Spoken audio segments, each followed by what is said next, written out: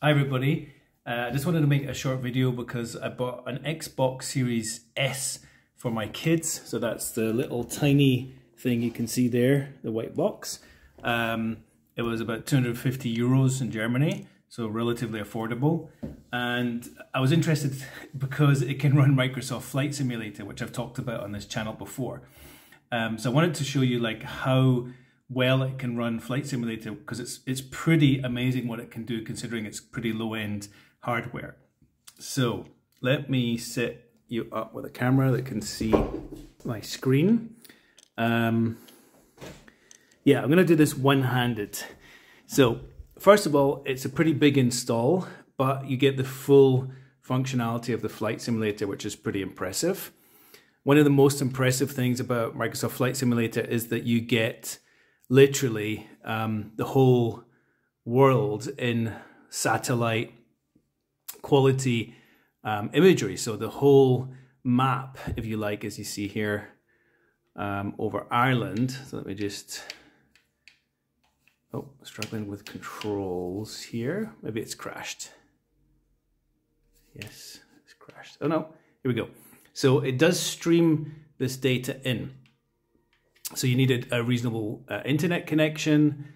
I'm going to zoom into Open here, and to it's a little bit difficult to control because I'm using an Xbox controller. But we've got here North Cornwall Airfield. I can click on that, say departure.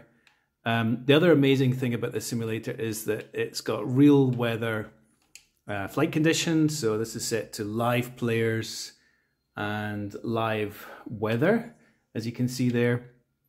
And the other thing that's really amazing is that if you look at the load times, so hi everybody, the load time is pretty amazing. This is a really huge game and it takes pretty long time to load on PC. This is a 4K TV. You will notice that the graphics don't run at a native 4K, so they run slightly less. But there you go, that's me loaded in. You can see grey day over North Cornwall. You can actually see the graphics here highlighted pretty well. So the graphics are obviously not as good as a gaming PC or the Xbox S, but you can see there's pretty nice lighting. The anti-aliasing and stuff is not super sharp, probably because it's downscaled. But when you see how well this runs, it's really amazing. So inside the cockpit, you can see all of the instruments, and they've done an amazing job to model. Sorry, there's a bit of a reflection now because the sun is shining here.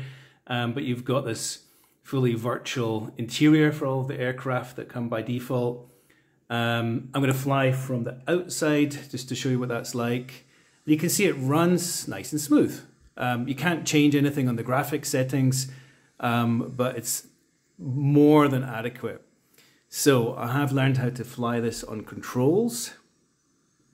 So we're just powering up our engine. You can see there on the right. This is probably the way most people will fly it. And then brakes off. And I'm going to have to use rudder here. It's a bit of a wind. Oh, it's a strong wind. Till my airspeed comes up on the right hand side there. This is, oh yeah, one-handed flying. It's not super easy. But you can see it's running super smooth. And as you see, when I fly over Oban, which is just off to the right here, that the scenery is more than adequate for most people now using this as a hobby flight simulator. So I'm pretty good at flying this with one hand now. One of the things about Microsoft Flight Simulator is if you see all the scenery down below there, that's all satellite imagery. So it's real, it's basically representing exactly what is there in the real life. The buildings, however, in some areas the buildings are actually photogrammetry. You can see here that these are the AI generated buildings. So it looks at the town below, looks at the map, the satellite imagery, and it will generate three-dimensional buildings. But as you can see, dynamic, real-time weather, all of the amazing lighting engine, sorry that it's so reflective here, you can hardly see, works really well. So I'm going to leave it at that.